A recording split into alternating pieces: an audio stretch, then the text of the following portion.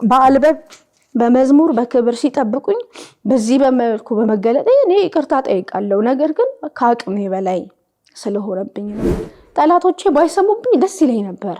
ልክ ወደ ኦርቶዶክስ እንደተመለስኩኝ እባክሽ ዮርዳኖስ ከዚህ ጨለማ ውጪ፣ የፈለግሽው ሀገር ከፍለን እንላክሽ ተደፍሬ ነበር። ዛሬ ነው ሚዲያ ላይ የማወጣው ይሄንን ጉድ። ቤት ኪራይ መከፍለው የለኝም፣ ልጆቼ መመግባቸው የለኝም፣ አገልግሎት እንኳንም አይጋብዙኝም። ለምን መጣች አይነት ነው አቀባበላቸው። እኔ ከአድራጊዎቹ ይልቅ እኛ አሚዎቹ ነው በጣም የሚያመው። ህይወቴን ለማትረፍ ነኝ፣ ሰላም ፍለጋ ነው የመጣሁት ወደ ቤተክርስቲያን። አቤቱ ሆይ አምላኬ ሆይ፣ አቤቱ ሆይ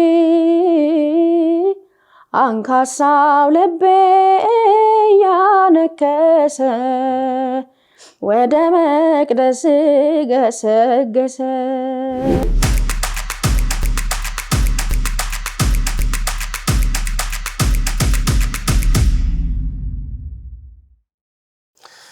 የተወደዳችሁ ኦርቶዶክሳውያን በያላችሁበት ሰላም እግዚአብሔር ይብዛላችሁ። ይህ ሎዛ ሚዲያ ነው። የሎዛ እንግዳ ጀምሯል። የዛሬው የሎዛ እንግዶቻችን ሊቀ ትጉሃን መምህር ደረጀ ዘወይንዬና ዘማሪት ዮርዳኖስ ደረጀ ናቸው። ዘማሪት ዮርዳኖስ ደረጀ በረንዳ ላይ ከነ ልጆቿ ልትወጣ ነው ቢባል ማን ያምናል?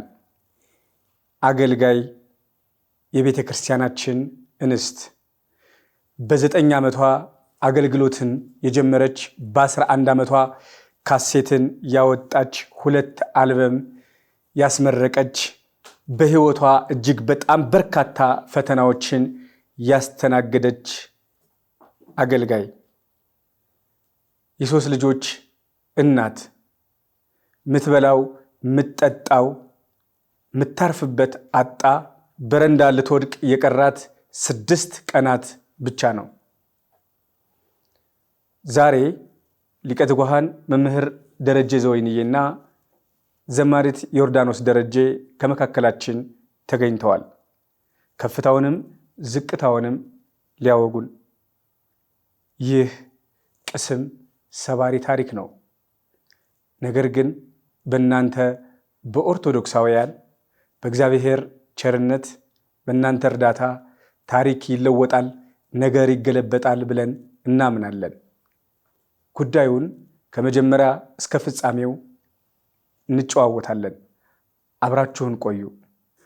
ሊቀ ትጉሃን መምህር ደረጀ ዘወይንዬ እንኳን ወደ ሎዛ ሚዲያ የሎዛ እንግዳ ሆነ በሰላም መጣ።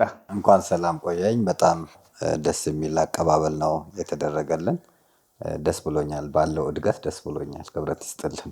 እህታችን ዘማሪት ዮርዳኖስ ደረጀ እንኳን በሰላም ወደ ሎዛ ሚዲያ መጣሽ። እንኳን ደህና ቆያችሁኝ። እጅግ በጣም ደስ ብሎኛል እንግዳ አድርገህ ስለጋበዝከኝ። ዘማሪት ዮርዳኖስ ደረጀ እንግዲህ የት ተወለደች የት አደገች የሚሉ ጥያቄዎች ቢነሱ ምላሽሽ ምን ይሆናል? እስቲ ጥቂት ነገር ንገሪኝ። መልካም። ዮርዳኖስ እንዳልከው የተወለድኩት አዲስ አበባ ነው። አዲስ አበባ አዲሱ ሚካኤል መርካቶ አዲሱ ሚካኤል ደብረማዊ ቅዱስ ሚካኤል ካቴድራል ሰንበት ትምህርት ቤት ተምሬ ከዛ በኋላ ወደ አገልግሎት ወጣሁኝ። የተወለድኩት አዲስ አበባ ነው። ትውልዴም እድገቴም እዚሁ ነው። ሰንበት ትምህርት ቤት የት ነው? ፈለገ ዮርዳኖስ ደብረማዊ ቅዱስ ሚካኤል። ዘማሪት ዮርዳኖስ ደረጀ እስቲ ስለ አገልግሎትሽ ጥቂት እናወራ። አጀማመርሽ የመሳሰሉት ነገሮች ጥቂት እናወራ እስቲ። መልካም። እንግዲህ ከሰንበት ትምህርት ቤት እያገለገልኩኝ ያለ አንድ ማህበር ላይ ተጋብዤ ሄድኩኝ። የእህቴ ማህበር ላይ ቅዱስ ሚካኤል ማህበር ነው። ማህበረ ቅዱስ ሚካኤል ይባላል። እዛ ማህበር ላይ ተጋብዤ ሄጄ እንዳጋጣሚ ሊቀ ትጉሃን ቀሲስ ታጋይ ቅድስት ሥላሴ መንፈሳዊ ኮሌጅ እየተማሩ ተማሪ ነበሩ ያን ጊዜ እና እዛ ማህበር ላይ በስብከት ተጋብዘው መተው ነበረ። እኔ ስዘምር አዩኝ። ከዛ በኋላ እቺ ልጅማ ማሳደግ አለብኝ ብለው ከዛ ማህበር ላይ ተገናኘን። በደንብ ደስ አለው፣ አስተዋወቀኝ፣ በርቻለኝ፣ አበረታኝ። ከዛ በኋላ ወደ አገልግሎት ይዞኝ ሄደ ማለት ነው። ይሄ ማለት ሰኞ ዕለት እሁድ ተገናኘን። እሁድ ማህበር ላይ ያገኘን። ከዛ በኋላ ሰኞ ዕለት ቅዱስ እስጢፋኖስ ቤተክርስቲያን ጋበዘኝ። እዛ አገለገልኩኝ። ከዛ በኋላ ደግሞ መምህር ደረጀን እዛው መድረክ ላይ ተገናኘንና ዳሬ እጅግ በትልቅ ፍቅር ነው የተቀበለኝ። እቺ ልጅ ወደድኳት ብሎ ነው ግንባሬን ስመው አቅፎ ያበረታኝ። እና የመጀመሪያው ቀሲስ ሊቀንት ጓን እሳቸው ናቸው ወደ መድረክ ይዘው የሚወጡት። ከዛ በኋላ ቀጣዩን ደግሞ ያለው መምህር ሊቀት ጓን መምህር ደረጀ ናቸው። በ9 ዓመትሽ ነው እንግዲህ ወደ አገልግሎት የመጣሽው። በ9 ዓመት እንዴት ወላጅ አምኖ ላከሽ? 9 ዓመት ሲባል እንዴት ነው? ከማን ጋር ነበረ እየዞርሽ የምታገለግዪው? እስቲ እናወራበት። አዎ የ9 ዓመት ልጅ እያለሁኝ ያው አገልግሎቱን የጀመርኩት ከሰንበት ትምህርት ቤት ጀምሮ እስከ ሰርክ ጉባኤ ያለው ነው። ልክ 11 ዓመት ሲሆነኝ መዝሙሩ ከወጣ በኋላ ከቤተሰብ ጋር ነው ክፍለ ሀገር የምላከው እና እህቴ ነበር ይዛኝ የምትዞረው የትኛውም ቦታ። እና መምህር ደረጃ ያቋታል፣ አዜብ በቀለ ትባላለች። እሷ ናት የትኛውም ቦታ ይዛኝ የምትሄደው። ቤተሰብ ከኔ ጋር ከሌለ ጉባኤው ይቀራል እንጂ ማንም ሰው አምኖ አይልከኝም። ብቻዬንም ማንም ሰው አይልከኝም። መልካም እንግዲህ በ9 ዓመት አልበም ማውጣት በጣም ከባድ ነው። 9 ዓመት በዚህ ጊዜ ማለት በአንቺ ዘመን 9 ዓመት ገና የእናት ቀሚስ የሚጎተትበት ኬጂ 3 ወይም 1ኛ ክፍል ወይ 2ኛ ክፍል ላይ የሚጀመርበት ነው እና እንዴት ነው አልከበደሽም ወይ በ9 ዓመት አልበም ማውጣት? ስቱዲዮ የነበረው ፈተና ስቱዲዮ የነበረው ችግር ምንድን ነው? ዜማውን አጣጥሞ መያዝ፣ የዜማውን ለሃይ በደንብ በሚገባ መረዳት፣ ግጥሙን መሸምደድ እንዴት ነበር? እስቲ በዚህ ጉዳይ ላይ የገጠሙሽ ፈተናዎች፣ ያለፍሽበት መንገድ። በእርግጥ እንደ ድል ሆኖ አክቲቭ ነበርኩኝ በዛ እድሜ ላይ በጣም እና ብዙ አልተቸገርኩኝም። አንደኛ እግዚአብሔር ጸጋውን ከሰጠ ለየትኛውም ነገር ብቃት እንዲኖር ያደርጋል እና በሰዓቱ ምንም የተቸገርኩበት ነገር የለም። ትንሽ ያስቸገርኳቸው ስቱዲዮ ከገባው በኋላ ስሳሳት እንደገና ከመጀመሪያው ጀምራለሁ።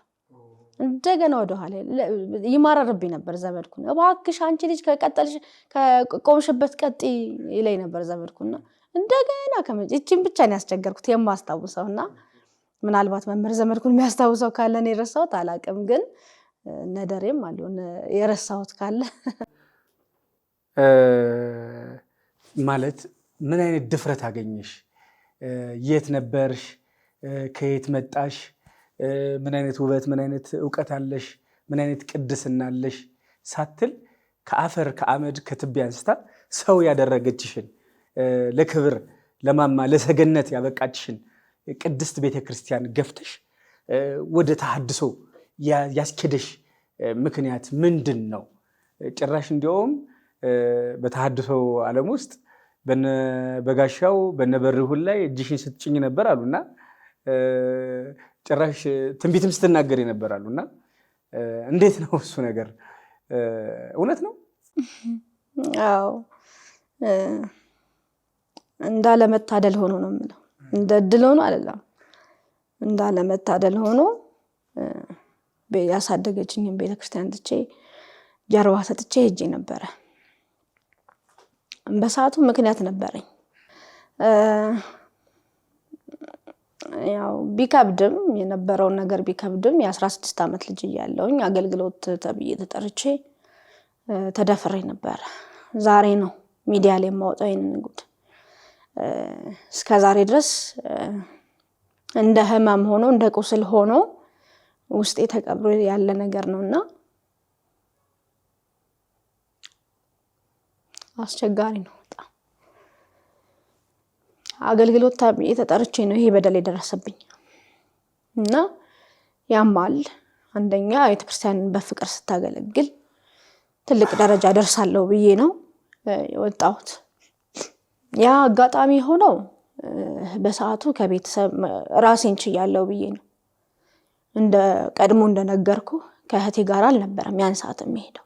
በቃ አሁን ራሴን ችያለሁ፣ አንድ ሁለት ጉባኤ ደርሼ በሰላም ስመለስ በቃ አሁን ተዋት የተባለበት ሁኔታ ነበር። ግን ብዙ ሰው መክሮኛል።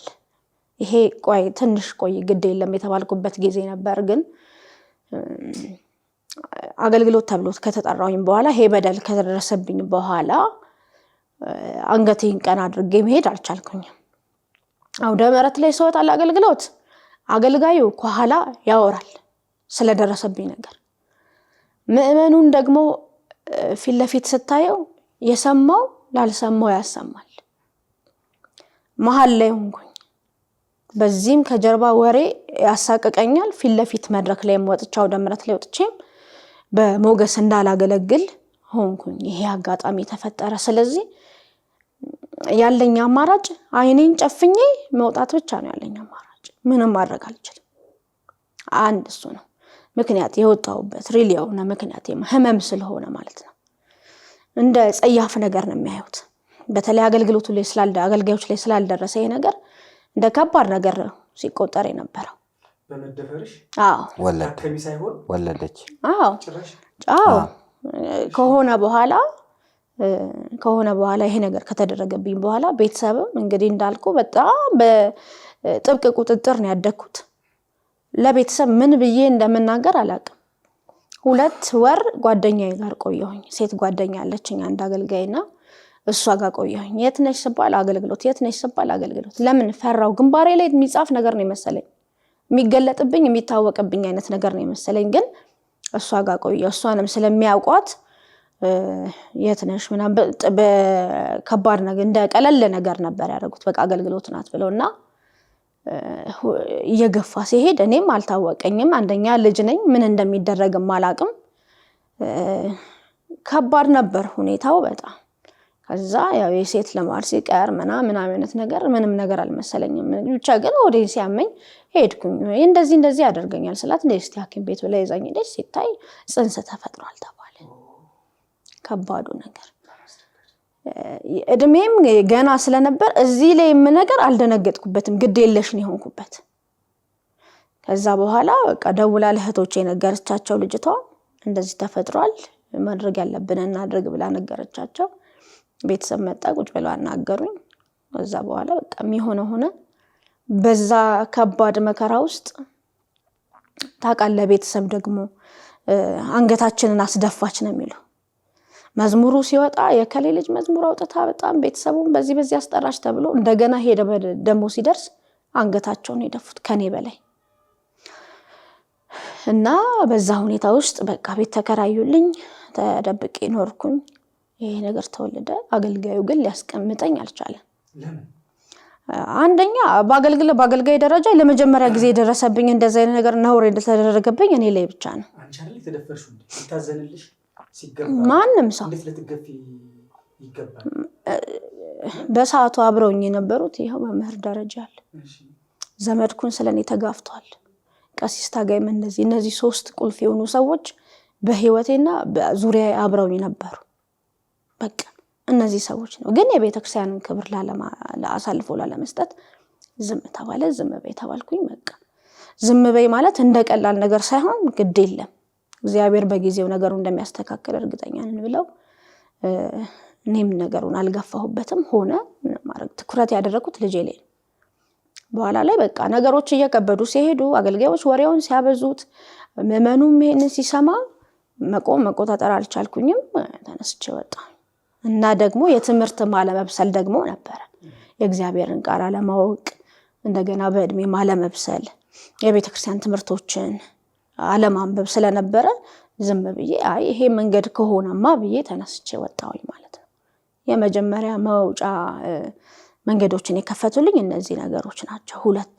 የመጀመሪያው የደረሰብኝ ነገር ነው። ሁለተኛው ደግሞ የቃል እግዚአብሔር ዕውቀት ስላልነበረኝ የበሰለ ዕውቀት ስላልነበረኝ ወጣሁኝ ማለት ነው። መኪና አደጋም ነበር አይደል የዛን ቀን? አዎ ወደ አገልግሎት ጠርተውኝ ሲሄድ ቀይ አፈር ዳገት ጂንካ ነው አገልግሎት ተጠርቼ ሄድኩት። እንደዚህ ነው የተፈጸመው? ጂንካ የተጠራችው ዘማሪ ሌላ ናት እና ሌላ በቀል ስላሰቡብኝ ብቻ ነው እኔን ያቺን ዘማሪ አስቀርተው እኔ ላይ ይሄን ይደረግ ያደረገው። ጉባኤውን የጠሩኝ በሰዓቱ ሌላ በቀል አስበው ነውና እነሱ ቀደሞኝ ሄዱት። ዛሬ ማታ ደውለው ነገ ጂንካ ጉባኤ አለ እንዳትቀር ተባልኩኝ። ያን ሰዓት ደግሞ አገልግሎት ከተባለ ለምን 30 ደቂቃ ሲቀረው አይደወልልንም እንሄዳለን። እና ሄድኩኝ ቀይ አፈር ዳገት ላይ መጀመሪያ ወላይታ ስደርስ ማነው ስሙ አንድ እህት አለች ወላይታ ላይ የምትቀበል አገልጋዮችን እሷ ቤት አደርኩኝ። ተቀበያት ተባለች። እሷ ቤት አደርኩኝ። አልፎ ነው አይደለችም ስሟ ጠፋብኝ አይገርም። እሷ ቤት አደርን። ከዛ በኋላ አደርኩኝ እሷ ጋር። ከዛ ጠዋት አሳፈረችኝ ወደ ጂንካ። ቀይ አፈር ዳገት ላይ ስንደርስ መኪና ተገለበጠ። ብቻዬን የተረፍኩና ተአምረኛዋ ምስክር መሆን ሰው እኔ ነበርኩኝ በሰዓቱ ብቻዬን የተረፍኩት። ከ46 ሰው ስንት ሰው ሞተ? ጸጥን ያሉት ሁሉ ከ46 ሰው ብቻዬን ከኋላ ነው የተቀመጥኩት። ከዚህ ሞት ተርፈሽ ነው የተደፈርሽው? አዎ የሚገርምህ ነገር ማለት ነው እግዚአብሔር ሲረዳኝ እንደው በቃ ቅጥቅጥ ነገር ነው እንጂ ምንም የተጎዳውት የተጫጫርኩት ነገር የለም። እና እዛ ስደርስ ማረፊያ ቤት የተዘጋጀው አንድ ክፍል ቤት ነው። ፍራሽና አልጋ አለ። እንግዲህ እኔ ከዚህ በፊት ሳገለግል ቤተክርስቲያን ውስጥ መቃብር ቤት ነው የምናድረው። አንድ ላይ ነው ፍራሽ የሚነጠፈው። ሁላችንም ሴቶች በሴቶች ወንዶች በወንዶች ነው የምናድረው። እና ያው ጥያቄ ቢሆንብኝም በሰዓቱ ድንጋጤ ስለነበረ ይሄን ነገር ማስተዋል አልቻልኩም ስለ ነገሩን ትኩረት አልሰጠሁትም። ለምን እዚህ ተዘጋጀ ለምን ማረፊያ እዚህ ሆነ አላልኩኝም። ነገር ግን ለኔ የተዘጋጀልኝ አልጋ ነበር። በሰዓቱ የነበሩት የቤቱ ባለቤትና ሁለቱ አገልጋይ ናቸው። ሁለት ሰባኪ። ከዛ በኋላ ያው አልጋ ላይ አስተኙኝ። እኔ እዛ አረፍ ያልተባልኩኝ እዛ አረፍኩኝ። ሌሊት ነው እንግዲህ በትራስ አፍኖ ነው። አንደኛ እንደዛሬው እንደው ጉልበታም አይደለሁኝም። ልጅ ነኝ። የልጅ ሰውነት ነው። ተጋፍቼ እንኳን ማምለጥ አልችልም። በዛ ላይ በቃ ከባድ ነበር በጣም። በዛ ላይ ደግሞ የድንጋጤ አለ፣ ድካም አለ። ብጮህ የሚሰማኝ የለም። የቤቱ ባለቤት ታች ነው። ሶስቱ አንድ ላይ ፍራሽ ተዘጋጅቶላቸው እዛ ነው የተኙት። ርቀት አለን። አልጋው ጥግ ነው፣ እነሱ ወደዛ ናቸው። ግን በምን እንዳደረኩት አላውቅም። እኔ እውነት አሁንም ህሊናው እግዚአብሔር እንደው ልቡን ቢከፍትለት ምን አድርጌው እንደዛ እንዳደረገኝ አላውቅም። እግዚአብሔር አልተቀበለም። ያለ አባት አሁን 15 ዓመት ሆኖታል። የ7ኛ ክፍል ተማሪ ነው። 15 ዓመቱ ነው። ያለ ምንም እርዳታ ያለ ምንም እገዛ እግዚአብሔር ይስጣቸው ቤተሰቦቼ። እነሱ በጣም ተሸክመው አይዞሽ ብለው አበርትተውኝ እሱንም በቃ በልዩ ፍቅር በልዩ እንክብካቤ በልዩ መውደድ ነው ያሳደጉልኝ። ቢሆንም ግን መከራ ውስጥ እኔ ነበርኩኝ። ስለዚህ ወደ ተሐድሶ የወሰደሽ አምነሽበት ወደሽ ፈቅደሽ አስተምህሯቸው፣ ዝማሪያቸው ወዘተረፈ መስጦሽ ሳይሆን የዚህ መገፋት የዚህ ብስጭት ነው ወደዛ ይገፋሽ ወደዛ የወሰደሽ ማለት ነው። ወደ ተሐድሶ መስመር እንድትገቢ ያደረገሽ? አዎ የመጀመሪያው 10 ዓመት። እንዴት ነበር? እውነት ነው በጋሻዎች? አዎ እንዳጋጣሚ ሆኖ በጋሻው ቸርች ሄጄ ነበረ። ከዛ በኋላ ያው ቀደሜም የወጣሁት እኔ ነኝ። ከሁሉም አገልጋዮች በፊት ቤተክርስቲያን ከሚያገለግሉት ከመናቃቸው አገልጋዮች በፊት ወደ ተሐድሶ ህብረት የሄድኩት የመጀመሪያው እኔ ነኝ። እና በቃ ያው አንደኛ በቃል ሙላት በቃል እግዚአብሔር ቀድሜ ስለወጣሁኝ ያው የሆነ የተለየ ነገር አላት። በእውቀትም በምንም የተሻለ ነገር ተብሎ ይገመታል። እና ጸልይ ነበረ፣ ትንቢት እናገር ነበር። እና እነዚህን ስለሚያውቁ እነሱ ቸርች ሲሄድ በጋሽ ቸርች ሲሄድ ተንበርክከው እንጸልይላቸው።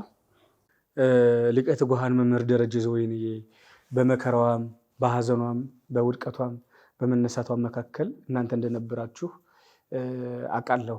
እና እንዴት ነው? ምን ተሰማ? በጣም የሚያስደነግጥ የሚያሳዝንም ቅስም የሚሰብርም ልብ የሚሰብርም ታሪክ ነውና ምን ተሰማህ? ይቀጥላል።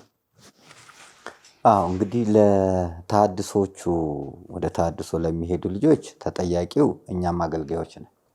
ምን ሰርተናል? ምን አግዘናል? በኢኮኖሚ ችግር የሄዱ ልጆች አሉ። እናሰግድ የቤት ኪራይ እየከፈሉላቸው። ምክንያቱም እኔ አንዲት ዘማሪ አውቃለሁ ጫት ቤት ውስጥ ቡና የምታፈላ የምትበላው የምትጠጣው ስለሌላት። በሰው ድካም አንጠይቅም፣ አሁን አንፈርድም። ለምን ሐዋርያቶች ከረሃብ ይልቅ ሰይፍ ይሻለናል ነው ያሉት።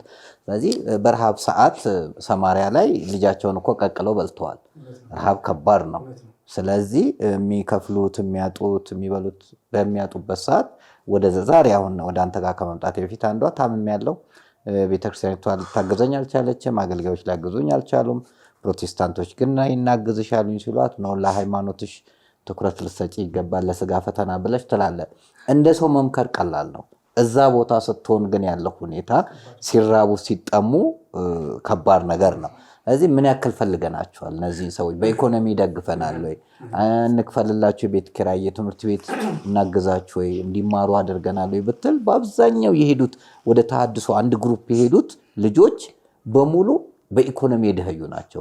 ከክፍለ ሀገር መጥተው በሬ ሸጠው ቤት አሸጠው መዝሙር ይሰራል ብለው ከተማ ውስጥ የቀሩ ቲፎዞ ነው። እኛ ጋር ያለው ደግሞ እርስ በርስ የመደጋገፍ ነገር የለም፣ መጠላለፍ ነው። አሁን ዮርዳኖስ ያ ታሪክ ስሰማ ሁል ጊዜ ሾክ ያደርገኛል። ያው ስላነሳችሁት ነው እንጂ ባልሰማው ነው መርጠው። ለምን አንድ ሰው ከሞት አደጋ ውስጥ ወጥቶ በዛ በድን ማለት ነው እኮ እሱ አሁን በድን ነበረች፣ ይሄ ነገር ተፈጸመ፣ ኦኬ ሆነ። እኔ ከአድራጊዎቹ ይልቅ እኛ አሚዎቹ ነው በጣም የሚያመው። ልጅቷን እንድትደነብር አደረግናት። ፈቅዳ ወዳ እንኳን ብታደርግ አይዞች ተሳስተሻል ማለት ነበረብን፣ አልተደረገም። አሁን የለም እኮ ተጣላልፎ መጣል ነው። እኔ ብዙ ጊዜ እንዳታነሺን ጉዳይ ነው እመላት። ታውቃለች እሷም እንዳታነሺ፣ እግዚአብሔር ቀን አለው ሁሉ ነገር ያስተካክላል ነው እመላት። ምክንያቱም ሁላችንም ደካሞች ነን። ነብየ እግዚአብሔር ቅዱስ ዳዊት በድክመቱ ቤርሳቤ ጋር ደርሷል። ሰዎች ነንና ትደክማለህ። ከዛ በኋላ ግን አምነህ አስበህ ያን ሰው ማገዝና መርዳት ጥሩ ነው። ለምን ወቅቱ ከባድ ነው። እቺ ልጅ በብዙ መከራ ውስጥ ሆና ነው እንጂ ዲኤንኤ ይታይ ብታል እኮ ትችላለች። ከባድ ነው፣ ትችላለች። ግን መከራ ችግር ውስጥ ነው ያለችውና ምን ያክል አግዘናታል የሚለው በቃ ካሴት ስታወጣ ብዙዎቹ ይረባረባሉ። ያም ሲጣራ ትተዋለ። ዘርፌስ የኔ ልጅ አልነበረች? ዘርፌ ከበደ ሕፃኗና ራሷን ልታጠፋ ስትል እኮ ነው እኔ ለቅሶ ላይ ሆኜ ልጄ ሞት ለቅሶ ላይ መስፍን አሁን ተሐድሶ የገባውን ልክ የኔ ቤት አድራ እኮ ነው ያጽናናዋት ራሷን እንዳታጠፋ። ዘርፌ የኔ ልጅ ናት። መዝሙር እንድትሰራ መጀመሪያው ነው ራስ ሆቴል አምጥቻት። ፍቃዱ ቢታንያ መዝሙር ቤት ባለቤት ነበር። እሱን ጠርቼው እችሊ ተጠቀምባት ስራ ብየው ራሷን የሚያስጠፋ ምክንያት ምንድን ነው? የቶ መሀል አይነገርም። ስለዚህ የነበሩት ብዙ ችግሮቿን የምታዋራኝ እኔ ጋር ነበር። እሷም እዚህ እያለች አንዳንድ ችግሮች ነበሩ ከዚህ አብረዋት የሚሄዱ። እናቷ ሲሞቱ ከኔ ጋር ነበረች። ካሴት ከሰራች በኋላ ያኔ እንትኑ ሲወጣ ሁሉም ጠሪ ሆነ። ከዛ ድርሻዬን መከርኳት አልሰማለች። የመጨረሻ ምክር አሰበ ተፈሪ ላይ የአባትነቴን መከርኳት። አባቴ ነበር የምትለው። የሷ ወንድሟም ለኔ ትልቅ እንትን ነበረው። መጨረሻ ላይ ተውን። ዮርዲንም ያው ነው። ዮርዲ ካሴት ከማውጣቷ በፊት በየቦታው ስናዞር ማንም የለም። ካሴት ካወጣች በኋላ ስትታወቅ ግን ጠሪው ብዙ ሆነ። አገኘ። ለአገልጋዮች መጥፋት ካሴት ሲያወጡ የሚደግፋቸው አካል ያስፈልጋል። አወዳሽ ይበዛል። በስጋ ፈተና ያኔ መውደቅ ይመጣልና እሷም እነዚህ ቻሌንጆች መጡ። አልደገፍናትም። ለማምጣትስ ምን ጥረት አደረገን? እሷን እኮ የመለሳት የእግዚአብሔር ጥሪ ነው እንጂ በቤተክርስቲያን ስታልፍ የሰማቸው የቅዳሴው ዜማው ነው የሰበራት እንጂ ሄደን አምጥተናል ወይ? የትኛውን ማርከናል? ለዘፋኙ እያጨበጨብን እኮ ነው ያለነው። አሁንም ዘፋኝ የነበሩ ግን ዘማሪ ሲሆኑ ልናጨበጭብና ልንደግፋቸው ከኛስ ለምን ብዙ ትተውት የሚመጡት ነገር አለ። ለመጡት ሳይሆን ለጠፉት ነው እኛ የበለጠ ሞራል ምን ሰጠው። ስለዚህ የመጡት እንዲጸጸቱ ነው የምናደርገውና እነ ዮርዳኖስም ላይ ተመሳሳይ ስራ ነው። እኔ ምን ሰራን እስኪ አገልጋዮች ምን አደረግን? በሱባኤ ጸሎት ያዝንላቸው፣ በድካማቸው ሄደን ልናገዛቸው ሞከርን። ለምን ቤተክርስቲያንን ትተዋላችሁ ብለናል ወይስ አሳደርናቸው? የበለጠ በፌስቡኩም በዩቲዩብም ባገኘነው ነገር አሳደርናቸው ወይንስ ለማምጣት ጥረት አድርገናል ሲባል ከራሴ ጀምሮ ያደረግነው ጥረት በጣም ደካማ ነውና ለነሱም መጥፋት እኛም አንድ ተጠያቂ ነን። በእውነት ሊቀ ትጉሃን መምህር ደረጀ ዘወይንዬ የሰማነው ታሪክ በጣም የሚዘገንን ነው። በአገልጋይ ደረጃ ያውም በእህት ደረጃ እንዲህ የሚሰቀጥጥ የሚዘገንን ነገር እኔ ለመጀመሪያ ጊዜ ነው የሰማሁት። በእውነት እግዚአብሔር አንቺንም መጽናኛውን ይስጥሽ። እግዚአብሔር ያንቺንም የኛንም የሁላችንም መጨረሻ ያሳምራል። ከዚህ ሁሉ ታሪክ በኋላ ተሐድሶ ውስጥ እንግዲህ ከ10 ዓመት በላይ ውስጥ እያገለገልሽ ነው ያለሽው። እናት ቤተክርስቲያንን ተዋህዶን ትተሻል። የቅዳሴው መዓዛ አለ፣ የቅዳሴው ሽታ አለ፣ ጠረኑ አለ፣ ትዝታው አለ እና በምን ቅጽበት የተጠራሽበት ቅጽበት የተመለስሽበት ቅጽበት ምንድን ነው? እስቲ ያቺ ሞመንት ሲያወሪ። ተሐድሶ ውስጥ እያለሁ ወደ ሐዋሳ ሽፍት አድርጌ ነበር። ከአዲስ አበባ ሐዋሳ ነበር ቸርች የማገለግለውና ከኔ ቤት ፊት ለፊት ባለወልድ ቤተክርስቲያን አለ። ቅጽፈቷን ነው የምነግራችሁ። በቃ ልቤ ስብር ያለችበትን ማለት ነውና ባለወልድ ቤተክርስቲያን አለ። ባለወልድ ቤተክርስቲያን ቅዳሴውን ስሰማ በቃ መቆጣጠር አልቻልኩም። አይ አላስታውሰውም እሱን ግን በቃ በአማን ሲባል ይሄ የቤተክርስቲያን ቅዳሴ ድምጹን ስሰማ የዛን ቀን እሁድ ቀን ነው፣ ጠዋት ነው። ቸርች ልንሄድ የተዘጋጀን ነው። ተነስቼ ምግብ ያበሰልኩኝ ነው ያስተካከልኩኝ ነው። ከዛ ግን በቃ ውስጤ ግን አልቻለም። የቤተክርስቲያኑ በቃ የዛን ቀን እንዴት ነው ልበል፣ በቃ ራሱን የሳተ ሰው ታውቃለህ? ራሱን ስቶ ተነስቶ የት እንዳለ የማያውቅ ሰው ቤተክርስቲያን ስገባ ልክ እንደዛ ነው የሆንኩት። እጭ ብዬ ቀረው ይቅርብኝ ብዬ ተነስቼ ነጠላዬን ለብሼ ተሳልሜ ወደ ቤት ተመለስኩኝ። ወደ ቤት ስመለስ ከግቢው አከራይ ጋር የግቢያችን ሙሉ ግቢ አከራያችን ጋር አንድ ቸርች ነበር የምናገለግለው። ስመለስ እሱ ወደ ቸርች እየሄደ እኔ ከቤተክርስቲያን ስመለስ ተገናኘን። እንዴ አለኝ። ከየት ነው አለኝ። ከቤተክርስቲያን ከባለወልድ። አዎ። ምን ነው አለኝ። አይ መሳለም ፈልጌ ነው አልኩት። መሳለም ፈለኩኝ ብዬ ሄጄ ተሳለሜ ስመጣ በቃ ደነገጠ ሰውየው ራሱ። እኔም ድፍረት አገኘሁኝ። በቃ ያኔ ሰው አየኝ አላየኝ እያልኩኝ ነበር የገባሁት። ስመለስ ግን ድፍረት አገኘሁ። ይመጣው ይምጣ የፈለገ ቢሆን ብዬ። ከዛ ግን በዝምታ ኖርኩኝ ማለት ነው። ለባለቤቴም አልነገርኩትም ነበር። በዝምታ ኖርኩኝ። ከዛ ደግሞ እዚሁ አዲስ አበባ ደግሞ መጥቼ ነገሮች ካለቁ በኋላ እዛ ከጨረስኩኝ በኋላ የእነሱን ቸርች አገልግሎት ዝም ብዬ ከዘጋው በኋላ ቤተክርስቲያን መጣሁ። አሁንም ሁለት ልብ ሆኜ ነበር። እዛው ልቀጥል ልመለስ ልሂድ አልሄድ እያልኩኝ። ከዛስ እዚህ ወሰን ቸርች ነበር እዚህ ከሳቴ ብርሃን። እዛ ገብቼ ስመለስ ደግሞ ለምን ወደ ቢሮ እየሄድኩኝ ነው እንጂ ወደ እነዛ ቢሮ እየሄድኩኝ ሴምሲ ሚካኤል ቤተክርስቲያን አሃዱ ሲባል የከሳት ቅዳሴ ነው። አሃዱ ሲባል ውስጤ ታወከ። በቃ ልለፍ አልለፍ፣ ረግጬ ልሄድ አልሄድ። ልክ አሃዱ ሲባል ማንኛውም ሰው እዛ ጋር ቃጤማ የሚሸጡት እንኳን ይቆማሉ። የሆነ ነገር ነዘረኝ በቃ። ከዛ ማሰለፍማ የለብኝም አልኩኝ። አሃዱ አብ ቅዱስ ሲባል ያቺን ጨርሼ፣ በአማን ሲባል ተነስቼ ተመልሼ ወደ ቢሮ ሄድኩኝ ማለት ነው። ያቺን ጨርሼ ያቺ ቅጽበት ናት በቃ ለመመለስ እርግጠኛ ይሆንኩባት ማለት ነው። ገባህ አይደለ? ከዛ የተቀበሉሽ ሊቀ ጳጳስ ማን ናቸው? ከዛ በኋላ ፕሮሰሱ ብዙ ነው። ከዛ መጣሁ ለእህቴ ነገርኳት። ባጭሩ ለእህቴ ነገርኳት። እህቴ አንድ ካህን አገናኘችኝ። ቄስ ጳውሎስ ይባላሉ። መካኒሳ ሚካኤል ቄሰ ገበዝ ናቸው። እሳቸውን አገናኘችኝ። እሳቸው ቄደር ጥምቀት አጠመቁኝ። ቄደር ተጠመቅኩኝ ማለት ቀኑን አሰጡኝ። ሰጡኝ። ጾም ጸሎት ቀኑን ተሰጠኝ። ከዛ ቄደር ጥምቀት ተጠመቅኩኝ። ከዛ በቃ ፕሮሰሱን ጨረስኩኝ። ከዛ ለደረጀ ነው ደወልኩት። ለመምህር ደረጀ ደወልኩለት። እንደዚህ ነው ስለው በቃ አሁን ወደ ሲኖዶስ መግባት አለብሽ፣ ሲኖዶስ ጉባኤ ተያዘልኝ ቀጠሮ። አቡነ ጴጥሮስ ጋር ገባሁኝ። እሳቸው ጋር ገባሁኝ። በእሳቸው በመምህር እርዳታ እና በአባ ሕፃን በእሳቸው መገዛ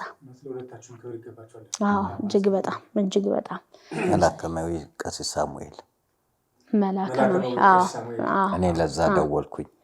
እሷ ስትነግረኝ መጣው ስትል ተመስገን እንኳን ወደ ቤትሽ መጣሽ ደስ ብሎኛል። ከዛ በኋላ ልታደርግ የሚገባቸው ነገሮች አሉ። ወደ አውደ ምሕረት ከመውጣትሽ በፊት ቀኖና ጨርሰሻል? አዎ። ማን ጋር? ሚካኤል ቅዱስ ሚካኤል ቤተክርስቲያን ስልክ ስጪኝ ማረጋገጥ አለብኝ እና ንስሐ የሰጧትን አባት ደውዬ አናገርኩኝ። አዎ ደብዳቤ ያስፈልጋታል። እዛ ቀኖናዋን መጨረሷን ደብዳቤውን ከያዝን በኋላ ለመላከማዊ ቅዱስ ሲኖዶስ ትቅረብና ጥያቄም ካላቸው ጠይቀው ምን ብለው ተጨማሪም ቀኖና ከሰጡ እነሱ ያድርጉ አለን። ከዛ ያው የሲኖዶስ ዋና ጸሐፊ እሳቸው ነበሩ ዶክተር አቡነ ጴጥሮስ። እዛ ገብታ ሁሉን ነገር በቃ አገልግሎት ማገልገል እንደምትችል ያለውን ነገር አስረዷት። ከዛ ወደ ቋንቋይነሽ ሚዲያ መተን መመለሷን ለህዝቡ አወጅን። አሁን አይተህ ከሆነ ተመልሰናል ይላሉ። መጀመሪያ እንዴት ሄዱ? ከዛ እንዴት ተመለሱ? መሃሉ ምንድነው? ያ መታወቅ አለበት። ዝም ብሎ ተመልሰናል ስላሉ ተመልሰው አይደለም። ለምን አንድ ሰው ታድሶ ከሆነ ክህነቱ ይፈርሳል፣ ሃይማኖቱን ቀይሯል። ስለዚህ እንደገና መልሶ ዜጋ ካህን ነኝ ወይንም ደግሞ ከላይ መጋቢ ብሉይ ነኝ ምናምን አይሰራም። ሊቀ ትጉሃን እንግዲህ ያ ሁሉ አልፎ የማያልፍ የለም። ያ ሁሉ አልፎ በምድር ላይ ያሉት ነገሮች በነገራችን ላይ በምድር ላይ ያሉት ነገሮች በሙሉ ያልፋሉ። የማያልፈው የእግዚአብሔር ቃል ነው። ሰማይ ምድር ያልፋል፣ መከራ ያልፋል፣ ችግር ያልፋል፣ ደስታም ያልፋል፣ መውጣትም መውረድም ሁሉም ያልፋል። የማያልፈው የእግዚአብሔር ቃል ነው እና እግዚአብሔር ነው የማያልፈው። ሁሉንም ነገር እሱ ነው የሚያሳልፋቸውና ያ ሁሉ አልፎ አባቴ ተመልሻለሁ ስትልህ ምንድነው የተሰማህ ደስታ? የመጀመሪያውን የስልክ ጥሪ ከተሐድሶ ወደ ኦርቶዶክስ ተመልሻለሁ ስትል ምንድነው ፊል ያረከው ነገር? እስቲ እሱን ስሜት አጫውተኝ። ሲጀምር የሚቆጭህም ነገር አለ፣ በመሄዷ የምታዝነው ነገር አለ። ተመለስኩ ስትል እንግዲህ የጠፋው ልጅ ሲገኝ በቤት ውስጥ እንዴት ነው አባትየው ደስ እንዳለውና በጣም ነው ደስ ያለኝ። ዛሬም አባትሽ ነኝ አባቴ ብላ ነው ያለችው። አባቴ ተመልሻለሁ ወደ ቅዱስ ዛሬም አባትሽ ነኝ አባቴ ዛሬም ተመልሻለሁ ስትል ዛሬም አባትሽ ነኝ እንኳን መጣሽ ማገዝ ያለብኝን አግዝሻለሁ አልኳት። ግን ዮርዳኖስ እኔ ለመከራ የተፈጠረች ነው ይመስለኝ። ለመከራ የተፈጠረች ነው ይመስለኝ። ከልጅነትም አገልግሎትም ጀመረች። በፈተና ውስጥ ነው ያለችው።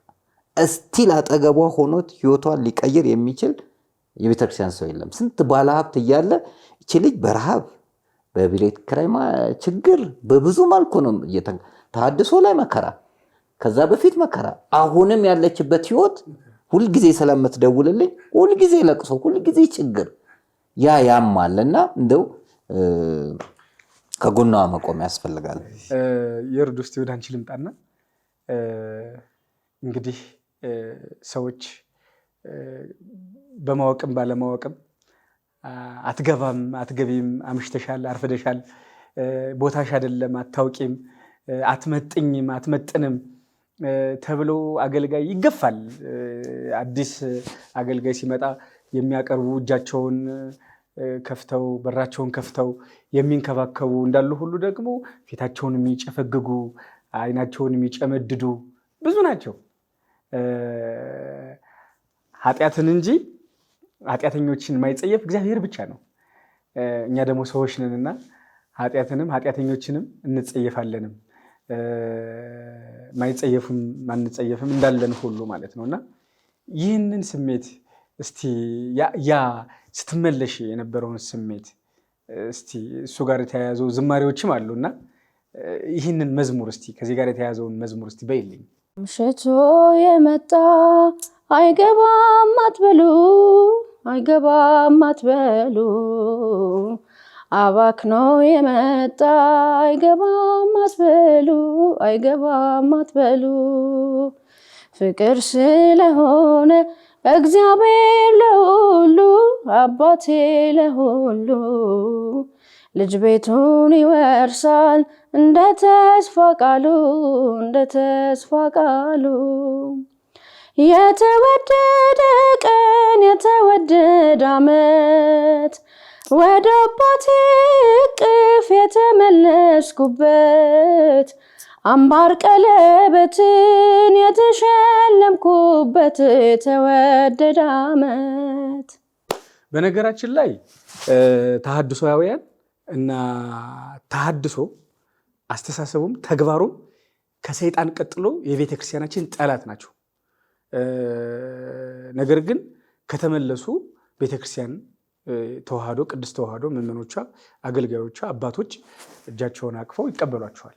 ነገር ግን በዚህ ዘመን ቤተ ክርስቲያናችን ከውስጥ ገብተው ለመሰንጠቅ በጳጳሳትም ደረጃ በመምህራንም በቴዎሎጂ መምህራንም በዘማሪያንም ወዘተረፈ ተሰግስገው አሁንም ድረስ ያልተመነጠሩ በጣም በርካታ ተሐድሶዋን ያሉት የነሱ ሰንሰለት እየተበጣጠሰ ይመስለኛል። ለወደፊትም ይበጣጠሳል ብዬ አምናለሁ። ኦርቶዶክስ ተዋህዶ ታሸንፋለች፣ ምንም ጥርጥር የለውም። ያው አንቺ ገብተሽም እንዳየሽው ባዶ ነው። የኢትዮጵያ ኦርቶዶክስ ተዋህዶ ቤተክርስቲያን ግን ጥንታዊት፣ ሐዋርያዊት፣ ታሪካዊት ቤተክርስቲያን ስለሆነች አምላኳም እግዚአብሔር መስራቿም ክርስቶስ ስለሆነ አትሰነጠቅም። እነሱ ግን ይሰነጣጠቃሉ፣ ብዙዎቹም ይመለሳሉ። እርግጠኛ ነኝ ሁሎችም ተመልሰው እጅ ሰጠው ከቤተክርስቲያን ጋር ይቆማሉ ብዬ ተስፋ አድርጋለሁ። እስቲ ወደ ዋናው ጉዳይ ዛሬ ወደ መጣችሁበት ጉዳይ እናውራ። እስቲ እንግዲህ የኢትዮጵያ ኦርቶዶክስ ተዋህዶ ቤተክርስቲያን አገልጋዮች ሊከበሩ፣ ሊፈሩ፣ ሊወደዱ ይገባል። በገጠርና በከተማ ድሮ በትሬንታ ኳትሮ በፈረስ በበቅሎ በእግራቸው በበረሃ በጊንጥና በእባብ እየተነደፉ የበረሃው ወንጌልን ለማስፋፋት የደከሙ መጨረሻ ላይ ግን ሲታመሙ አስታማሚ ያጥተው ልጆቻቸው ተበትነው ስንሰማ ስናይ በጣም ነው የሚዘገን ነው። በዚህ ጉዳይ ላይ እኔ ልቤ ነው የሚደማው። ከህንፃ ስላሴ ከህንፃ ቤተክርስቲያን ይልቅ ህንፃ ስላሴ ነው መቅደም ያለበት። ምክንያቱም ህንፃ ቤተክርስቲያን የተሰራው ለህንፃ ስላሴ ነው። ሰው ነው የሚቀድመው። የ100 ሚሊዮን ብር የ200 ሚሊዮን ብር ካቴድራል አድባራት ገዳማትን እንገነባለን፣ እናድሳለን። ነገር ግን ከቤተ ክርስቲያኑ በር ላይ ደግሞ ክርስቲያኖች የሚበሉት የሚጠጡት አጠው በረሃብ ሲቆራመዱ ከማየት በላይ በጣም አንገት የሚያስደፋ የለም። ይሄኛው በነገራችን ላይ አንድ የቆሸሸ እንትናችን ነው፣ ክፍል ታሪካችን ነው፣ አንድ ፓርት ነው ይሄኛው። አንቺም እንግዲህ ወደዚህ አይነት በረንዳ ልትወድቂ እንደሆነ ነው የሰማነው። ከነ ልጆችሽ በረንዳ ልትወድቂ እንደሆነ ስንሰማ ትናንት አብሮኝ የነበረ ሰው ይሄን ስደውይልን እየሰማ ላውድ ስፒከር አድርገ ነው የሰማ። በጣም ነው ስቅስቅ ብሎ ያለቀሰው። በአገልጋይ ደረጃ ቤተክርስቲያን አውደ ምህረት ላይ ቆማ የዘመረች ዘማሪ በልጅነቷ ገና በህፃንነቷ ገና በ16 ዓመቷ የተደፈረች ተደፍራም ልጅ በጣም ነው የሚያሳዝነው። በጣም ነው ቅስም የሚሰብረው። ደጋግሜ ነው የምናገረው። ምንድን ነው የገጠመሽን ወደዚህ ያመጣሽን ጉዳይ እናወራበት እስቲ። እሺ እንዳልከው ቅድም ዳሬ ተናግሮታል። እኔም እግዚአብሔር ለመከራ ነው እንደ የፈጠረኝ እስከምል ድረስ ነው እንኩትና 21 ዓመት በአገልግሎት ቤተክርስቲያንን ሳገለግል ቆይቻለሁ። ያባከንኩት ጊዜ እንዳለ ሆኖ ማለት ነውና ወደ አገልግሎቱ ከመጣው 21 ዓመት ሆኖኛል። መዝሙሩ ከተሰራ ጀምሮ ማለት ነው። እና ያን ሁሉ ዓመት የራሴ የምለው ነገር የለኝም። እግዚአብሔር በጊዜ ያደርጋል። ነገር ግን ሰው አውደ ምሕረት ላይ ለመቆም እንኳን ለማገልገል እንኳን መጀመሪያ የሆዱ ጥያቄ መመለስ አለበት። ቢያንስ እንዳይረብህ ሆነ መውጣት አለበት። በልተጠግበህ ነው መውጣት ያለበት አውደ ምሕረት ላይ ለአገልግሎት። ኢነርጂ ያስፈልጋል። እየራበህ የምታገለግለው አገልግሎት አይደለም። በእርግጥ ከእግዚአብሔር ጋር ሆኖ መራብ በረከት እንደሆነ አምናለሁ። ነገር ግን ጉልበት ያስፈልጋል። እንደ ስጋ ለባሽ ስናስበው ጉልበት ያስፈልጋል። አቅም ነው የምታወጣው እና ያለሁበት ይሄ ሁሉ ዓመት ስኖር ሳገለግል በከባድ መከራና በችግር ነው ያለሁት። ልጅ ማሳደግ አለ። ያለ እድሜ ያለ ጊዜ ነው የወለድኩት። ከልጅ ጋር ዋጋ መክፈል አለ። እንደ ጓደኞቼ እንደ ኩዮቼ አልተጫወትኩኝም። ከልጅ ጋር ዋጋ መክፈል አለ። የወተት አለ፣ የዳይፐር አለ፣ ብዙ ነገር አለ። ያን ሁሉ ነገር እኔ በማላቅበት ሁኔታ በማልችልበት አቅም ያን ሁሉ ተሸክሜ ነው እዚህ ደረጃ ደረስኩት። አሁን 3 ልጅ ነኝ። አሁን 3 ልጅ የወለድኳቸው አግብቼ በትዳር ሆኜ የወለድኳቸው ልጆች አሉና ከነሱ ጋር አብሮ ደግሞ ዋጋ መክፈል በጣም ያማል፣ ይከብዳል። የ1 ዓመት ህፃን ልጅ አለኝ። ከባድ ነው። አይ ሶስተኛ የመጨረሻው 1 ዓመት ህፃን ልጅ ነውና ከተመለስኩኝ በኋላ የወለድኩት ነው። ቢሆንም ግን በጣም ብዙ መከራ ነው። የቤት ኪራይ ከፍዬ ነው የምኖረው። ባለቤቴ እያለ ያው እሱ ስራ ይሰራል። የቤት ኪራይ ምንም ቸግሮኝ አያውቅም ነበር። ነገር ግን በኋላ ላይ የሆነ ነገሮች ሲፈጠሩ እዛ ደረጃ መድረስ አልቻልኩኝም። የድሮውን መመለስ አልቻልኩኝም። መኖር አልቻልኩኝም። አቅም አነሰኝ። አቅም አጣሁኝ። ልጆች ማሳደግ ከባድ ነው፣ እጅግ በጣም ከባድ ነው። እንደምናወራው ያው የሚያውቀው ሰው ያውቀዋል። የልጆችን ጥያቄ መመለስ ከባድ ነው። ይዘህ እንኳን ስትወጣ ይሄን ግዙልኝ፣ ይሄን አድርጉልኝ ነው የሚባለው። ዋናው እሱ አይደለም። የልጆች መሳቃ ቋጥሮ ለመሄድ እንኳን ከባድ ሁኔታ ነው ያለውበት። የልጆች ምሳ መቋጠር እንኳን ለመቋጠር እንኳን አቅም ያስፈልጋል። ገባ? ስለዚህ ያለ አማራጭ ምንድነው? ልጆችን ከትምህርት ቤት ማስቀረት ነው።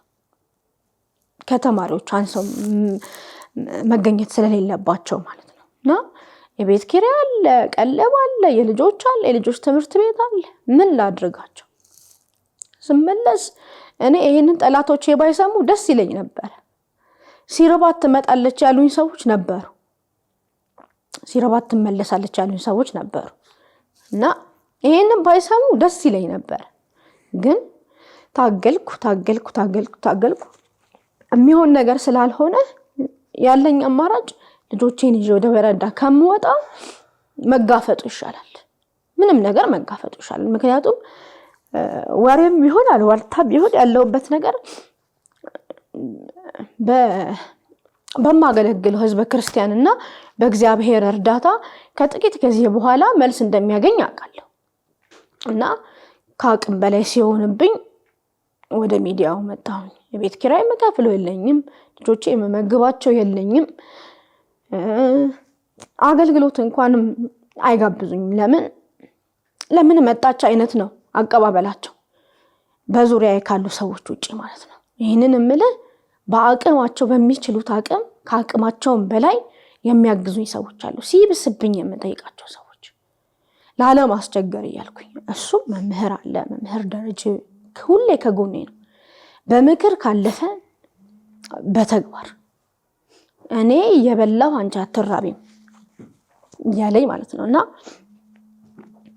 ካጠገቤ ያሉ ሰዎች አሉ።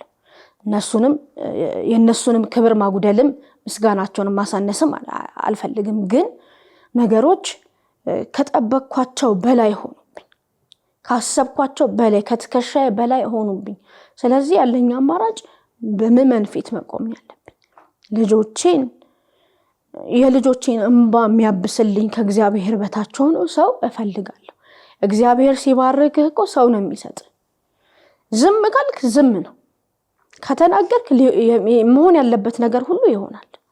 ያው ልጆቼን በረንዳ ይዤ ልወጣ ነው። 3 ልጅ ይዤ በረንዳ ላይ መቀመጥ ማለት አሰበዋል። አገልጋይ ሆኜ 21 ዓመት ቤተክርስቲያን አገልግዬ ጠላቶቼ ባይሰሙብኝ ደስ ይለኝ ነበር። ወዳጆቼን ባይሰሙብኝ ለምን ይጨነቃሉ? ጠላቶቼ ግን እሰይ ነው የሚሉት፣ እልል ነው የሚሉት። ብትመጪ እስከ ውጪ ድረስ እንላክሻለን ሰዎች አሉ።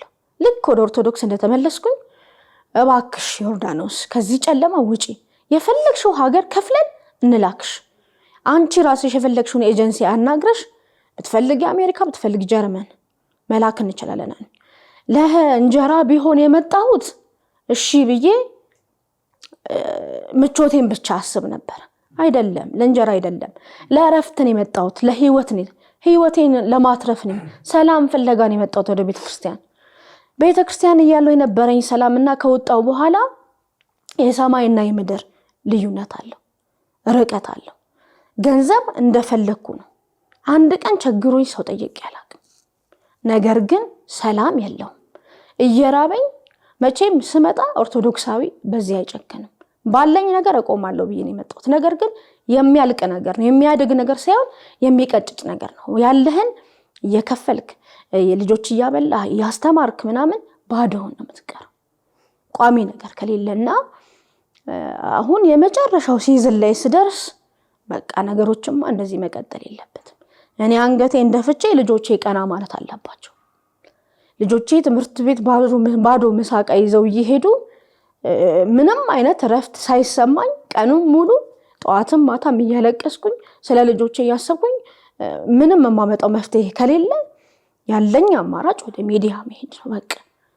ስለዚህ ኦርቶዶክሳውያን እንደማይጨክን ስለማውቅ እንጂ በዚህ መልኩ በአልበብ በመዝሙር በክብር ሲጠብቁኝ በዚህ በመልኩ በመገለጥ እኔ ይቅርታ ጠይቃለሁ። ነገር ግን ከአቅሜ በላይ ስለሆነብኝ ነውና ይሄን ነው የምለው፣ ይሄን ነው የማቀርበው። አዎ ብዙ ጊዜ ትደውልልኛለች እና እያለቀሰች ትደውላለች፣ ላገኘ ትላለች። በምትችለው ተደጉማለ፣ ግን ከአቅም በላይ የሚሆን ጥያቄ ይመጣል።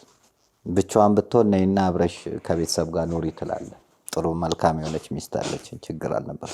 ልጆች አሉ፣ ትዳር አለ። ከባድ ነው። ያንተ ድጎማ ለጊዜው ነው እና በመጨረሻ በቃ ወረቀት መጥቶላት ተጠራው። እስከዚህን ቀን ድረስ ካልከፈልሽ ቤቱን ለቀሽ ውጪ ተብያለሁ የሚል ደብዳቤ ተጽፎባታል። ለሌላ የ6 ቀን እድሜ ነው ያለኝ። ዛሬ 6 ነው፣ በ13 መክፈል አለብኝ። ከፍዬ በ15ኛው ቀን ደግሞ ቤቱን መልቀቅ አለብኝ። እሱ አለ። በዚህ ላይ የቤት ኪራይ መክፈል፣ በዚህ ላይ ረሃብ፣ በዚህ ላይ ልጆች፣ በተለይ ልጆች ይዘ እንግዲህ 1 ዓመት ህፃን ልጅ ይዘ መራብ በጣም ከባድ ነውና አገልጋይ ለምን ይራባል? አገልጋይ ለምን ይቸገራል? ስለማንረዳዳ ነው። እንጠላለፋለን እንጂ አንደጋገፍም። ይህ ስለሆነ ነው እንጂ እሷን በሁለት እግሯ የሚያቆም አቅም ጠፍቶ አይደለም። ከዛ ከመጣችበት ጎራ ተርበሽ ትመለሻለች ሲሉ እውነትም ተርባ ስትንገዳገድ ስታይ ያማል። እና እኔ ሌላ ብዙ እንትን ውስጥ መግባት አያስፈልግም። 2 ነገሮችን መስራት፣ ይሄን በማዘጋጀት ደስ ብሎኛል። አንተንም እግዚአብሔር ይስጥ ጠርተ ችግሯን እንድትናገር ማሰብ። ምክንያቱም የኦርቶዶክስ ተዋህዶ አማኝ በጣም ደግ ነው። በጣም በጣም ብርቱ ናቸው። መቀነታቸውን ፈቶ ሀገሪቷም ያለችው በደሃ ህዝብ ነው። ሀብታም አይደለም እየረዳ ያለው ቤተክርስቲያን የሚሰራና እችሊ በሁለት እግሯ ማቆም አለብን። አንደኛው ወደፊት ሰፋ ያለ ጠንከር ያለ ፕሮጀክት ነድፈን አቆመን እንዴት ኦርቶዶክስ ተዋህዶ ለአገልጋዮች ክብር እንደምትሰጥ ማሳየት መቻል አለብን። ሁለተኛው ግን ዋናውን እሳቱን ማጥፋት ነው። የቤቱ የነደደውን የችግር እሳት ማጥፋት አለብን። ከቤት ወጣ ሜዳ ላይ ወድቃ ልጆቹ ወደቁ ተብሎ በተለያየ ነገር ላይ መሳቂያና መሳለቂያ ከምትሆን ሁላችንም የመጣባትን የ6 ወር ነው የ6 ወር የቤት ኪራይና የምትበላውን ቀለብ ያስፈልጋልና እኔ ከኔ 15,000 ብር ልጀምር ለሷ አንድ ነገር እንትን ይባልና ሌሎችም ሰዎች እንግዲህ ባንተ በዚህ ባሰባሰብከው በአካውንቱ በሷ ቀጥታ ስልኳም ስላለ አካውንቱም ስላለ ቀጥታ እሷን ነው የሚያገኙት ከኛ ጋር ስላልሆነ ሌሎችም የሚቻላቸውን በማድረግ የኪራዩ እንዲከፈልና ቀጣይም እዳውም ተከፍሎ ቢያንስ ለ6 ወር ደግሞ የሚከፈልላት ቢኖር በዚህ ጊዜ ውስጥ ደግሞ ሌላው ነገር ሐሳብ ፈጥረን እኔ በህይወቴ የሚከብደኝ አገልጋይ ተራበ። ያኔ የታስታውስ እንደሆነ የኮሮና ጊዜ ብዙ ካህናት እጃቸውን ዘርግተው ነበር። ስጋው ደግሞ የሚፈትት እጅ ለልመና ሲዘረጋ ሞት ነው። ይሄ ሞት ነውና ለአገልጋዮቹ ትኩረት መሰጠት ስላለበት ሁላችሁም ይሄንን መልእክት የምትሰሙ የተዋህዶ ሰዎች ስላላወቃችሁ ነው እናውቃለን። ብዙ ማንናገራቸው ነገሮች አሉ ሚዲያ ላይ ስለሆነ ተረባርበን እንደ በሁለት እግሯ እንድትቆም ለልጆቹም እንድንደርስ የሷ መከራ ልጆቹ ላይ ያረፈ ነው፣ ህፃናቶቹ ላይ ያረፈ ነው። የሚያምራቸውን ነገር አለማግኘት፣ ባዶ የምሳቃ ይዞ መሄድ ስነ ልቦናቸውም ይጎዳል። ስለዚህ እንግዲህ የ3 ልጆች እናት ናትና ልንደርስላቸው ቢቻል እኔ አንዱ ልጅ እኔ በየወሩ ይሄን አድርጌ አስተምራለሁ የሚል ቢመጡ ለልጁ ልብስ ነው የሚከብደው ትምህርት ቤት ነው እኔ ይሄን እሸፍናለሁ 3ቱን ልጆች እኔ እሸፍናለሁ አንዳንድ ልጅ እሸፍናለሁ እኔ የቤት ኪራይ እሸፍናለሁ እኔ ለቀለብ ላንቺ 25 ኪሎ የሚሆን 50 ኪሎ እኔ እሸፍናለሁ የሚሉ ቢመጡና ቢያግዟት ይቺ ልጅ ወደ አገልግሎት ብታተኩር አሁን ሁሉ ጊዜ ለቅሶ እና በደወለች ቁጥር ተሳቀቃለ ስልኩ ሲጮህ ተሳቀቃለ አሁን ደግሞ ምን ገጠማት ትላለህና እየበረታባት ነው ፈተናውና እኔ ተረባርበን አንድ ደረጃ እናድርስ በእውነት በጣም የሚያሳዝን አንዳንድ ጊዜ ይሄ ፊደላት ይሰንፋሉ ቃላት ይታመማሉ ሐረጋት ይደክማሉ አረፍተ ነገራት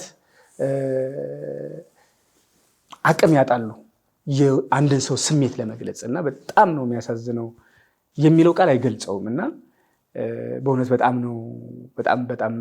ነው ልብ የሚሰብረው እንግዲህ የሎዛ ሚዲያ ተከታታዮች ይህንን ታሪክ በሚገባ ሰምታችኋል ይህ ታሪክ የሁላችንም ታሪክ ነው ስጋችን ናት አጥንታችን ናት በሚሊዮን ብር አወጣችሁ በሚሊዮን ብር አወጣን የአብነት ትምህርት ቤት ብቻችንን መንገነባ ህንፃ ቤተክርስቲያንን የምናንጽ ማህበራትን ሰንበት ትምህርት ቤትን የምንረዳ በጣም ብዙዎች ልበቀና የሆን ኦርቶዶክሳውያን አለን እና ይህንን ታሪክ የሰማችሁ ሁሉ እህታችን ዘማሪት ዮርዳኖስ ደረጀ በረንዳ ላይ ከነልጆቿ ወጣ የበለጠ ልባችን ከሚሰበር ገና ቤቷ ላይ ያለች ልጆቿም የምሳቃቸው ላይ እንጀራ እንዲኖርበት ምሳ ቋጥረው እንዲሄዱ የቤት ኪራይም እንድትከፍል ኑሮም እንድትኖር ቤተክርስቲያንን ያገለገለ ሰው ከፋም ለማም ከፋም በጀም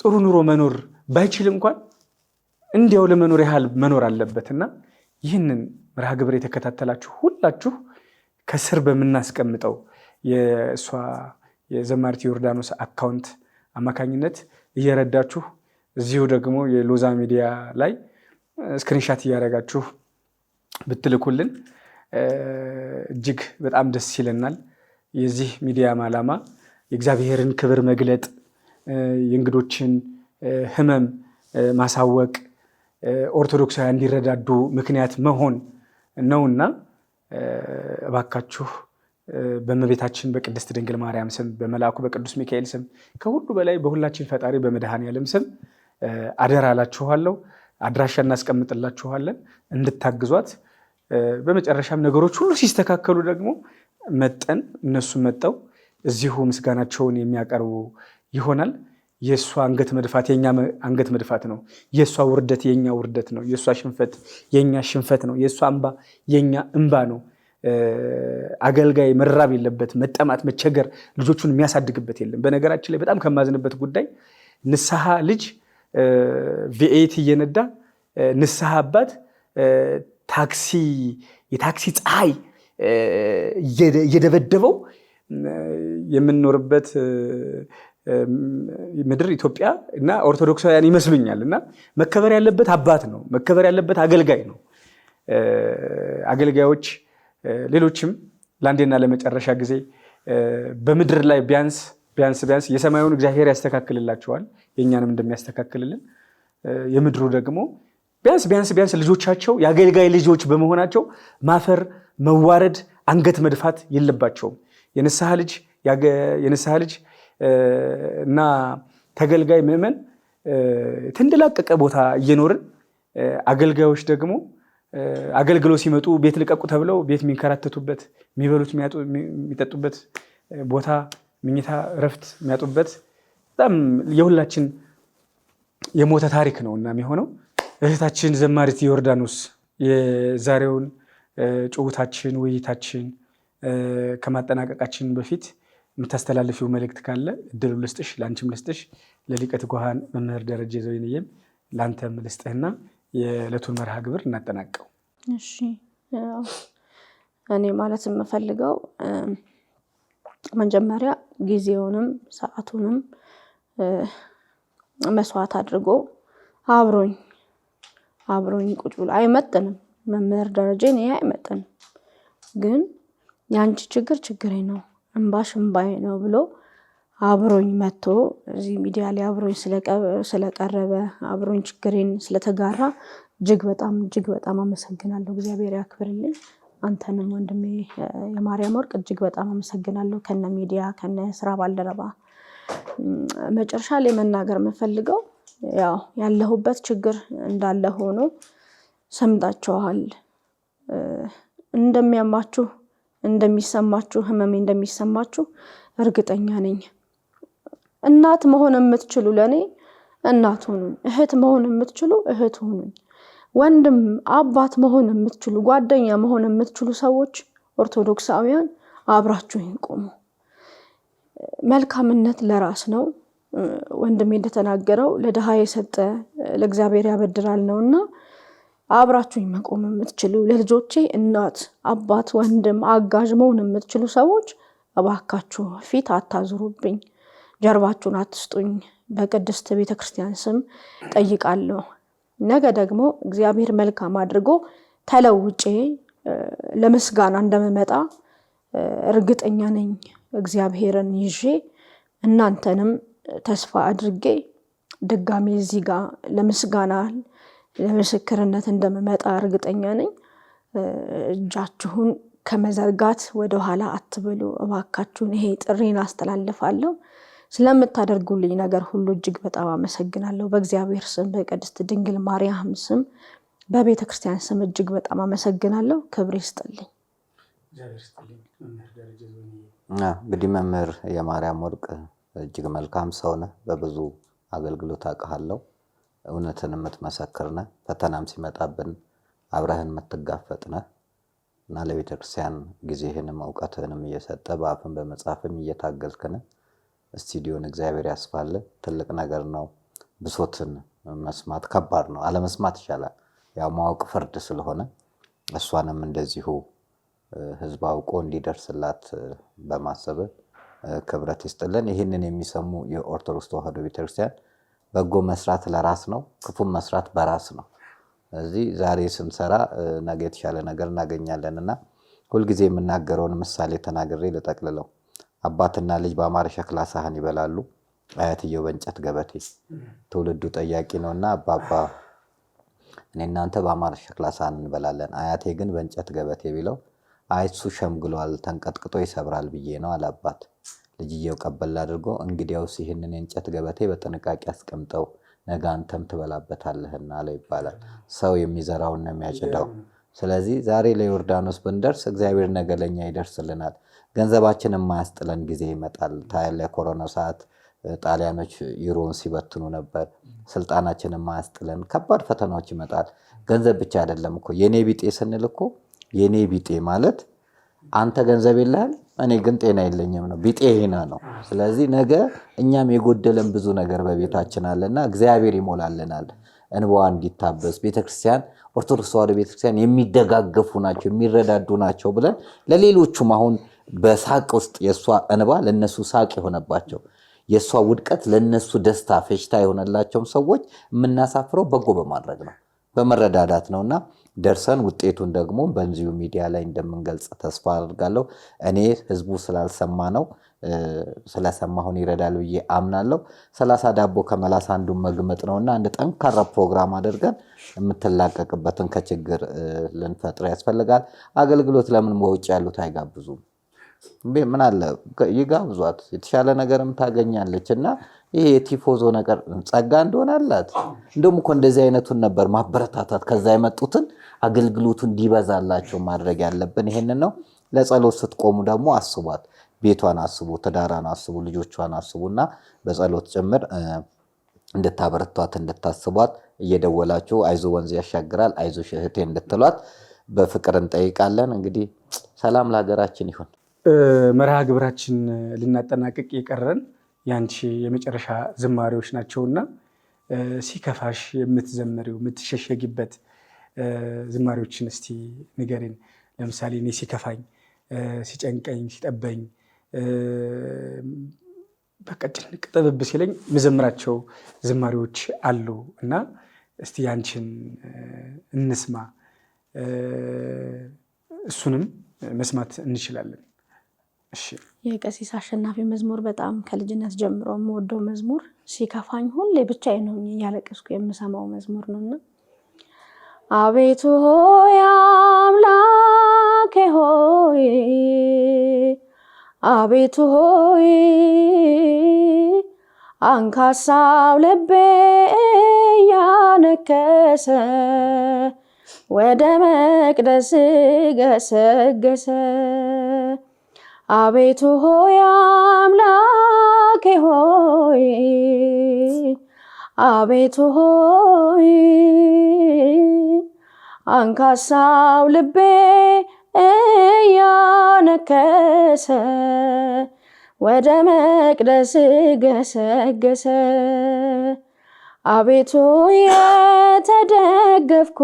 የተደገፍኩበት አቤቱ ሆይ አምላኬ ሆይ ግንቡ ፈረሰና አቤቱ ሆይ ብቻዬን ቀረሁኝ። አቤቱ ሆይ አምላኬ ሆይ ሁሉም ተወኝና አቤቱ ሆይ አለኝ አለኝ አልኩት። አቤቱ ሆይ አምላኬ ሆይ ህልም ሆነ ሲነጋ አቤቱ ሆይ ሁሉም ሰው ሲተወኝ አቤቱ ሆይ አምላኬ ሆይ መጣሁ ወደ አንተ ጋር። የተወደዳችሁ የሎዛ ሚዲያ ተከታታዮች የዛሬው የሎዛ እንግዳ በመሆን አብረውን የቆዩት ሊቀ ትጉሃን መምህር ደረጀ ዘወይንዬና ባለ ዋና ታሪኳ ባለ አስኳል ታሪኳ ዘማሪት ዮርዳኖስ ደረጀ ነበሩ። እንግዲህ የዛሬው ጭውውታችን የዛሬው ውሏችንን የዛሬው ውይይታችንን የሰማችሁትን ይመስላል። መልካም ብስራት መልካም ዜና ሰምተን ከነሱም ጋር መልሰን እስክንገናኝ እንዲሁም በሌላ እንግዳ እስክንገናኝ ድረስ በያላችሁበት ሰላም እግዚአብሔር ይብዛላችሁ። ቸር ቆዩን።